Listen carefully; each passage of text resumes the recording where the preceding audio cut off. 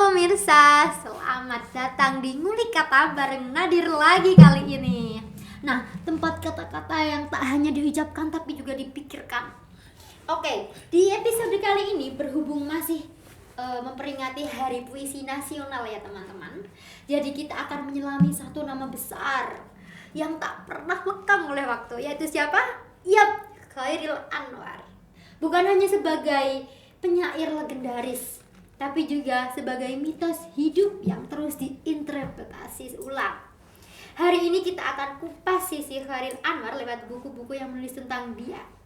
Bareng saya dan ada dua narasumber dari mahasiswa UIN Raden Mas Said Surakarta.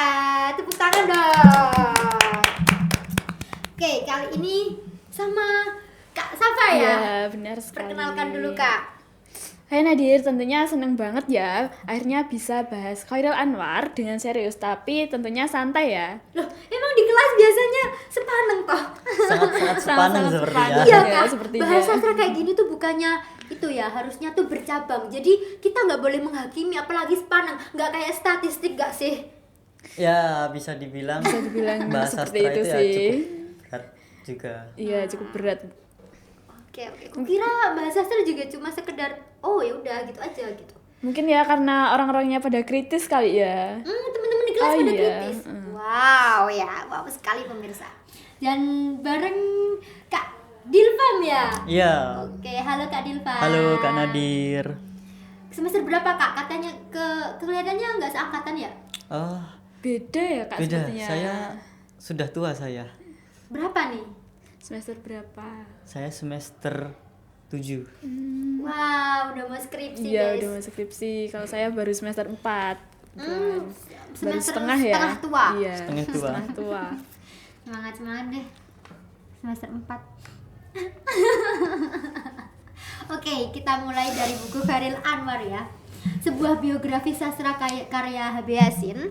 Kak Safa, apa sih pentingnya buku ini dalam studi sastra Indonesia? Menurut saya sih ini bukan cuman sekedar buku ya, Dir. Ini termasuk dalam dokumen sejarah. Jadi Yasin tidak hanya menulis biografi tentang Chairil saja, tapi juga menempatkan Chairil dalam peta gerakan sastra modern yang ada di Indonesia. Dia menelusuri manuskrip, surat pribadi, sampai polemik di media zaman itu, seperti itu. Oh, jadi Chairil Anwar itu bukan semata binatang jalang ya pemirsa. Betul sekali. Tapi juga manusia yang terjebak dalam peperangan zaman ternyata. Iya. Ya, jika kita berbicara puisi Chairil Anwar, puisi-puisi yang dia sajikan itu puisi-puisi yang maknanya itu makna implisit, yang dimana ketika kita membaca satu kali kita tidak bisa menemukan maknanya secara langsung.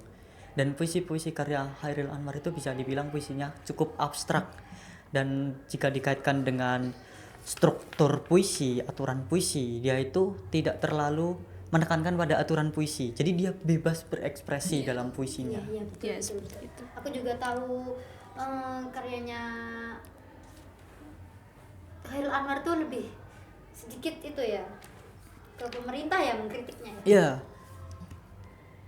Nah, selain bukunya Yasin nih, ada juga buku Aku, Potret Chairil Anwar. Nah, ini katanya penerbitnya dari Kepustakaan Populer Gramedia, lebih visual, lebih populer. Gimana sih menurut kalian? Kalau menurut aku sih buku itu bagus ya buat pembaca awal. Nah, menyajikan Chairil sebagai ikon penuh foto, kutipan maupun anekdot. Jadi maupun seperti itu, tapi tetap hati-hati karena di situ Chairil cenderung dimitoskan keren, pemberontak dan juga nyastra sejak lahir seperti itu. Kalau menurut Kak Dilfam sendiri? Jika kita berbicara buku Chairil Anwar tadi ya, yang judulnya Aku, yang diterbitkan oleh Gramedia, itu kita bisa melihat jiwa-jiwa Chairil Anwar pada masa itu, yang dimana dari puisinya itu Chairil Anwar dijuluki sebagai Sirbo. Nah, dia adalah penyair terkemuka Indonesia yang dimana pada saat menulis puisinya dia bersama Asrul Sani dan Rifai Apin. Ya, dinobatkan oleh H.B. Yasin sebagai pelopor angkatan 45. Jadi dari bukunya itu kita bisa melihat jiwa-jiwanya, karya-karyanya yang dimana mungkin pada saat ini ketika kita mencari jiwa-jiwa Chairil Anwar itu sudah tidak lagi utuh atau tidak lagi ada gitu loh, cuman ada kayak bisa kita kenang jiwa-jiwanya seperti itu mungkin. Oke. Tapi kenapa ya Chairil Anwar tuh tetap dibaca, dikutip, bahkan dijual belikan terus sampai sekarang, padahal seperti yang kita tahu ya Kak ya. Ya mungkin puisinya Chairil Anwar tuh nggak se-vulgar punyanya Rembi Silambo. Siapa ya? Ruby Silambo. Siapa sih Kak? Remi Silabo nggak sih? Remi Silado ya teman-teman, Remi Silado. Kenapa ya Kak ya? Kenapa sih masih sampai sekarang? Jadi kenapa Chairil Anwar tuh masih ikonik sampai sekarang tuh kenapa? Kalau menurut saya sih karena Chairil adalah refleksi dari jiwa merdeka ya. Jadi bukan hanya dalam politik tetapi juga dalam cara berpikir dan juga berkarya. Nah, penting puisinya menolak tunduk seperti yang dikatakan Dilfam tadi ya. Puisi Chairil itu menolak tunduk pada aturan, bahasanya yang menambah struktur lama. Jadi dia hadir sebagai teks hidup yang selalu bisa dibaca ulang dari berbagai zaman. Nah, kapanpun itu.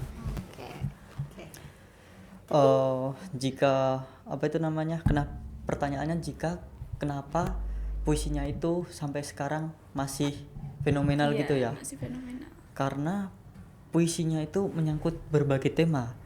Itu mulai dari pemberontakan, kematian, individualisme, eksistensialisme, cinta, hingga tak jarang multi interpretasi, yang dimana tema-tema itu akan terus ada sampai sekarang. Iya betul ya, relate betul ya sekali. Ya sama kan itu relate banget sama zaman. kehidupan. Contohnya saja dari pemberontakan. Nah, pada saat itu kan Chairil Anwar itu kan ayahnya seorang Bupati Indagiri Riau, yang dimana itu anaknya malah menyuarakan untuk mengkritik politik. Malah anaknya ya. Iya, anaknya malah mengkritik politik. Nah, zaman sekarang politik di Indonesia itu kan bisa kita suarakan, bisa kita benarkan, tidak cuma dengan cara berdemo saja, tapi dengan cara membuat sastra. Itu kan relate dengan puisi relate karya Anwar. Tapi ya Nadir juga punya cerita tentang, kalau tadi kan Chairil Anwar kan bapaknya Iya, ya. bapaknya. Dan Nadir tuh punya kakak tingkat. Jadi waktu itu beliau itu ikut demo. Nah, lucunya ternyata ibunya beliau itu anggota DPRD. Udah bisa dibayangin kan? Waktu pulang-pulang tuh beliau gak dikasih kunci. Terus waktu dikasih kunci, waktu udah dibukain pintu rumahnya kan, beliau ditampar sama ibunya. Terus dibilangin, kamu mau bela negara apa bela ibu? Jadi Pilihan yang sulit ya. Antara demo bela negara, nggak demo nanti, kalau nggak demo nggak bela negara, demo ibunya siapa? Durhaka sama ibunya. ibunya. Ya, pilihan yang Susah, sulit. pilihan yang sulit. Ya itulah. Tapi waktu itu Chairil tetap memberontak ya berarti? Iya, tetap Iya, memberontak. tetap memberontak. Meskipun bapaknya seorang bupati di Indagiri Riau. Oke. Nah, kan katanya Kak Dilfam tadi, kita nggak bisa menemukan Chairil Anwar yang utuh di generasi kita. Tapi kira-kira bisa nggak ya dengan keadaan yang hampir mirip sekali politiknya, mungkin nggak semirip sama teknologinya ya, tapi keadaan kita saat ini bisa dibilang mirip sama keadaan Chairil Anwar yang dialami Chairil Anwar. Jadi walaupun nggak utuh-utuh tapi masih tetap ada. Iya, Iya. betul sekali. Seperti itu ya, kita nggak akan menemukan Chairil yang utuh. Jadi tapi kita akan menemukan Chairil seperti versi Jasin, seperti itu, versi rakyat dan juga akademisi.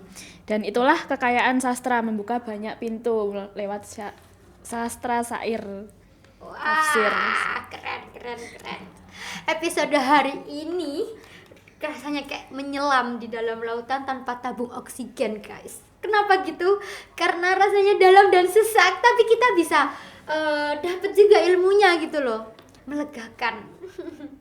Terima kasih banyak buat Kak Safa sama Kak Dilfam. Di lain kesempatan ya, semoga kita dapat bertemu lagi. Sama-sama ya, terus berbanyak baca ya Nadir. Oh, siap. Jangan takut buat nafsir ulang. Oke. Sebelum Itu. ditutup saya ingin ngasih satu kata-kata mungkin. Kata-kata hari ini. Kata-kata hari ini Kak Dilfam. Kata-kata hari ini. Setia terhadap prinsip teguh pada proses. Siap. Keren banget sih. Buat kamu yang pengen mulai kenal Chairil Anwar, mulai dari puisinya yang berjudul Derai-Derai Cemara, terus lanjut ke biografi punya Habib Yasin, lalu buka jendela lain lewat buku-buku pembacaan ulang. Sampai jumpa di episode berikutnya. Dan ingat, kata-kata bukan untuk ditakuti, tapi untuk dihidupi. Bye-bye. Audio Jungle.